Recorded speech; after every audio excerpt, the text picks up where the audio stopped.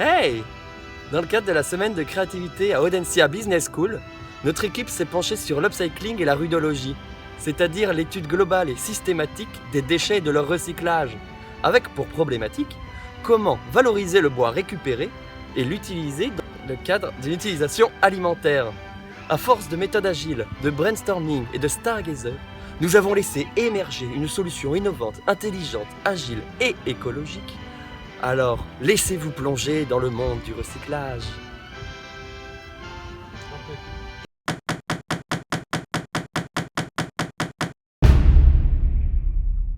Donc notre process, des diverses entreprises, nous récupérons le bois grâce à nos bennes dans chaque entreprise.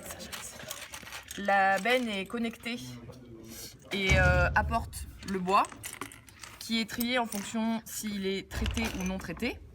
Le bois traité, les déchets sont extraits comme la colle, le fer et autres éléments perturbateurs au recyclage. Le bois pur est ressorti et mis dans une benne avec des liants. Et sont mixés dans la broyeuse afin d'en obtenir une poudre de bois recyclé biologique que l'on peut voir ici. Ce traitement est possible grâce à notre générateur d'énergie qui marche comme les éoliennes, c'est-à-dire que grâce au vent, nous pouvons fournir, et des panneaux solaires, nous pouvons fournir l'énergie nécessaire à notre chaîne de recyclage. Ensuite, le bois transformé en poudre broyée est transformé en éco-cups qui sont ensuite traités pour pouvoir être plus durables dans le temps et utilisés plusieurs fois, et ainsi récoltés dans la benne pour être vendus derrière. Et maintenant, les parties prenantes. Donc, dans un premier temps, nous avons créé le lien le plus fort de nos parties prenantes avec le client. Le client est le plus important car c'est celui qui nous achète nos produits, et si personne ne nous achète nos produits, l'entreprise meurt. Il est également relié à nos concurrents. Ces concurrents essayent de vendre des éco-cups dans d'autres matériaux par exemple. Ils sont également reliés à nos fournisseurs, comme vous pouvez le voir ici, qui fournissent du bois. Nous avions dans un premier temps représenté un seul fournisseur avec un lien rigide. Nous avons décidé de nous diversifier pour pouvoir être plus indépendants, et nous avons maintenant des liens plus souples. Les deux dernières parties prenantes sont l'État dans un premier temps, qui, grâce à des lois interdisant l'utilisation de plastique par exemple, ou la création de labels, peut permettre le développement de notre entreprise. Ou enfin, les associations écologiques, comme vous pouvez le voir ici, qui sont un vecteur de communication pour nos produits.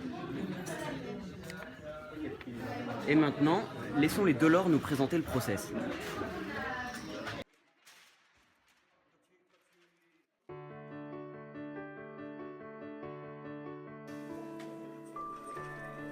Notre sujet d'étude était l'upcycling, et nous allons vous résumer en 5 points ce que nous avons étudié durant cette semaine. Nous avons donc étudié les besoins et nous avons remarqué l'apparition d'une nouvelle loi en 2020 qui interdirait l'utilisation de couverts en plastique jetables dans la restauration collective. Notre nouvelle idée serait donc d'utiliser le bois pour fabriquer des couverts et des éco-cups en bois. Donc notre idée s'appelle Recyclator.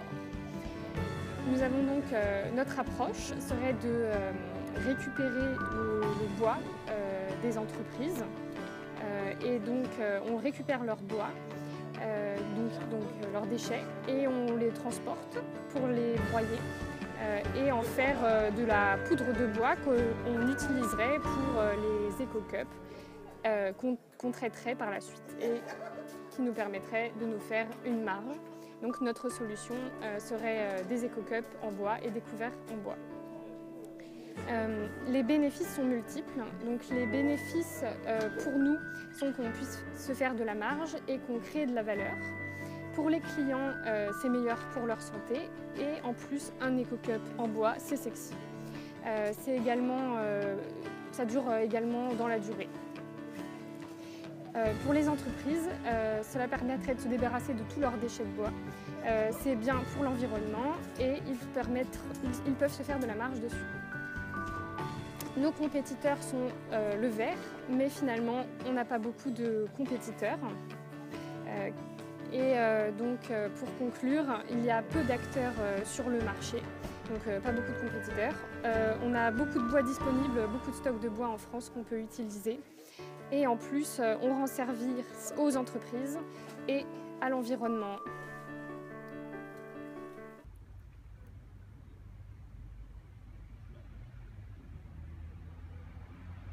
Alors Momo, qu'est-ce que tu as pensé de cette semaine de créativité? Cette semaine me fait penser qu'il y a un nouveau monde à exploiter au niveau des déchets de bois et qu'il y a une grande valeur perdue qu'on peut exploiter énormément. Et toi Thibaut? Je suis parfaitement d'accord avec toi et pendant cette semaine, j'ai appris que la créativité n'était pas innée, qu'il y avait des outils pour la développer et que le travail d'équipe non plus était quelque chose à travailler. On a rencontré des difficultés et on s'est énormément amélioré entre le début et la fin. Et de nombreuses idées ont jailli et principalement grâce à cette semaine et grâce à Rémi, l'agitateur d'idées. Ouais.